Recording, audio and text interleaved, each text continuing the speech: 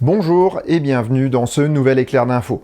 Aujourd'hui, je vais vous parler de pas mal de news concernant l'évolution de l'écosystème de recharge en France en faisant un focus sur certains acteurs. À la fin de cet épisode, je vous présenterai également un système de recharge original adaptable sur une Tesla et qui pourrait être intéressant pour l'extension mondiale de la voiture électrique. Bien entendu, je vous mets un chapitrage en description et dans la barre de lecture. Si ces news vous intéressent et que vous ne voulez pas manquer les prochains épisodes, je vous invite à vous abonner et à activer toutes les notifications. Et maintenant, place à l'info. Générique.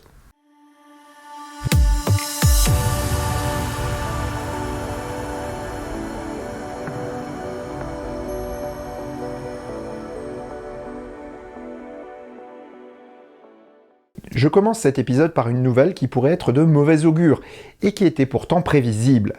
Le site lalibre.be publiait une nouvelle le 29 mars dernier sur les pertes records de l'opérateur néerlandais Fastned.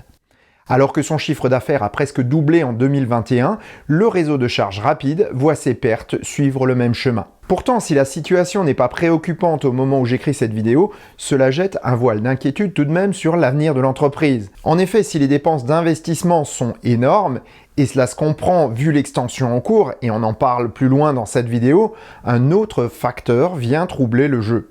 L'augmentation du prix de l'électricité prend des proportions qui grèvent les marges et peuvent potentiellement réduire les capacités d'investissement des opérateurs. On l'a tous remarqué, les prix de l'énergie s'affolent sur les marchés mondiaux, s'ajoutant à d'autres situations de tension au niveau des matières premières et objets manufacturés. En effet, toutes ces variations sont liées et sont parfois le fruit de réglementations obsolètes ou mal adaptées. Si l'on prend le prix de l'électricité, on en a un exemple tout trouvé. Alors que dans la logique, le prix du kilowattheure que devraient payer les fournisseurs d'énergie devrait être corrélé avec les coûts du mix énergétique, il n'en est rien. C'est le dernier moyen de production mis en œuvre pour équilibrer le réseau qui en détermine le prix. Prenons un exemple pour que ce soit plus clair. Imaginons un jour d'été ordinaire. C'est typiquement le moment où la capacité de production est peu sollicitée. Les énergies renouvelables produisent beaucoup d'énergie et les centrales nucléaires fonctionnent en dessous de leur capacité. Le prix de l'électricité est alors déterminé par le prix des énergies renouvelables, qui est un peu plus cher que le nucléaire. En hiver, par contre, la demande augmente et on introduit des moyens de production plus coûteux, mais facilement pilotables, comme les centrales thermiques fossiles, centrales à gaz ou centrales à charbon. Du moins pour la France. Le coût de l'électricité pour les distributeurs est alors celui de ces moyens de production, qui sont beaucoup plus chers. Et avec l'augmentation du prix des énergies fossiles, je vous fais pas de dessin. Les prix augmentent alors fortement. Voilà pourquoi il nous faut composer avec une forte hausse des prix, alors qu'en réalité, les coûts augmentent faiblement si on considère tout le mix énergétique. D'autres mécanismes européens viennent ensuite gréver les prix, ce qui rend tout le système extrêmement pesant et défavorable à notre pays. Le fonctionnement de tout ceci est très complexe et il faudrait toute une vidéo pour vous les expliquer. Toujours est-il que ces coûts énergétiques ont forcément une influence sur la production de matières premières et la production d'objets manufacturés, comme les puces électroniques par exemple. Au final, les pénuries liées à l'adaptation de l'offre à la demande ralentissent également les livraisons de voitures électriques neuves, ce qui diminue la rentabilité d'un réseau comme Fastned. En clair, Fastned devra naviguer à vue dans les prochains temps et faire les bons choix pour que l'entreprise puisse passer ce cap épineux. À suivre en tout cas. Comme nous venons de le voir, étendre un réseau de recharge rapide n'est pas chose aisée. Pourtant, la demande explose et de plus en plus d'acteurs sentent l'urgence de se positionner. Ainsi, les gestionnaires d'autoroutes français SANEF, APRR et Vinci ont lancé des appels d'offres et attribué les premières concessions pour équiper leurs aires d'autoroute d'ici fin 2022. Ce ne sont pas moins de 500 bornes qui seront installées cette année sur 72 aires de repos. Fastned, Engie et Total Energy sont sur les rangs et se taillent la part du lion. Le panachage des opérateurs évitera de reproduire les erreurs du passé comme avec le réseau Corridor d'Isivia qui a été un naufrage total. Voilà qui répondra aux inquiétudes des utilisateurs pour les départs en vacances et aux détracteurs de la voiture électrique. Pour la fourniture d'énergie, Enedis a déjà commencé à préparer ses installations en réalisant dès à présent les travaux nécessaires. Grâce à cette anticipation, l'installation des bornes pourra aller à un rythme soutenu pour suivre l'évolution du parc de voitures électriques. On peut pourtant être surpris de voir Unity absent de cet appel d'offres. L'opérateur, dont plusieurs constructeurs européens sont actionnaires, ne semble pas vouloir étendre son réseau sur les autoroutes. C'est étonnant, d'autant plus que le consortium vient d'intégrer Nissan dans ses actionnaires, permettant d'offrir une position tarifaire intéressante aux futurs propriétaires de Nissan Ariya, qui devrait commencer à être livré à partir de cet été. Reste le cas de la Leaf, qui continue son bonhomme de chemin avec une prise CHAdeMO désormais obsolète. On espère que le constructeur japonais profitera de cette opportunité pour adopter le standard combo de CCS en Europe sur les prochaines évolutions de son modèle. Au final, le réseau Ionity semble vouloir éviter les coûts engendrés par les appels d'offres des gestionnaires d'autoroutes. Il semble vouloir se concentrer sur des points de recharge accessibles sans péage, comme les supermarchés. C'est peut-être la bonne chose à faire en ce moment pour augmenter la rentabilité de chaque station de recharge et ainsi engranger des bénéfices à réinvestir. C'est également la stratégie que semble avoir adoptée Tesla pour son réseau de superchargeurs.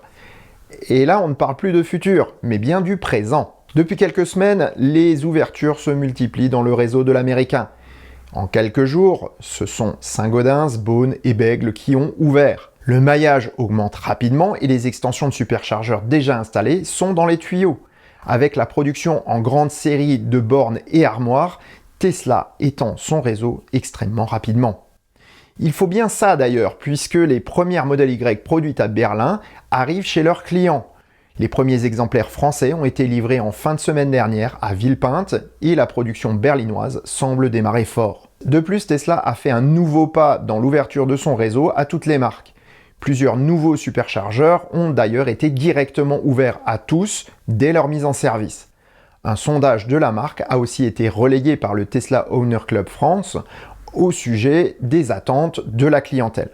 Cela augure, je pense, d'une ouverture générale dans l'Hexagone dans les semaines qui viennent et sûrement avant le rush estival.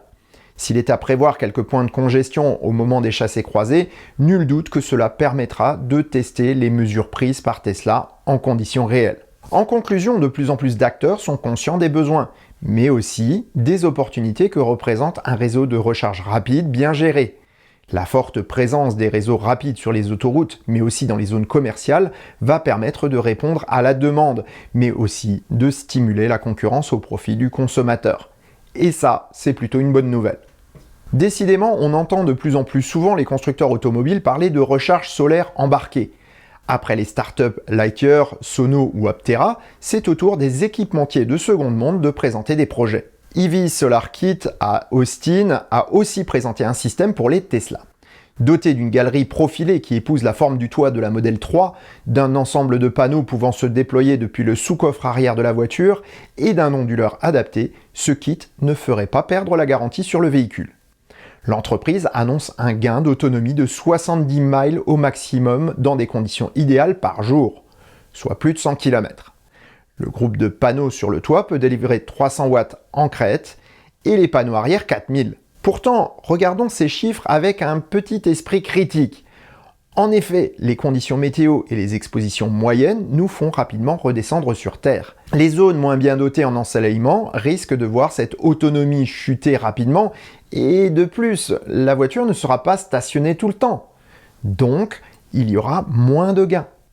Malgré son prix relativement élevé de 5000 $, ce kit pourrait tout de même avoir son intérêt. Certes, il ne sera pas rapidement rentable face à des solutions de recharge classiques, mais il a au moins le mérite de présenter une solution de recharge nomade. Pour les pays en développement ou les zones peu peuplées comme les déserts, ce type de kit pourrait bien rendre la voiture électrique utilisable dans de nombreuses applications. On le verrait d'ailleurs plus sur un Cybertruck ou un Rivian baroudeur pour des voyages hors des sentiers battus que sur une auto comme la Model 3, plus destinée à rester sur les voies carrossables. En tout cas, ce kit est bien plus intéressant que les panneaux intégrés à la voiture, surtout si la batterie du véhicule permet de réinjecter le courant dans le réseau de votre domicile en cas de coupure de courant. Voilà qui pourrait m'intéresser si le Cybertruck arrive chez moi. Voilà, cet épisode est terminé, j'espère qu'il vous a plu. Si c'est le cas, n'oubliez pas le pouce vers le haut et le partage de cette vidéo. Merci d'avance. Samedi, nous parlerons de jantes et d'autonomie. Et sur ces bonnes paroles, je vous souhaite bonne route et vous dis à bientôt pour un prochain épisode du Choucroute Garage. Portez-vous bien. Ciao.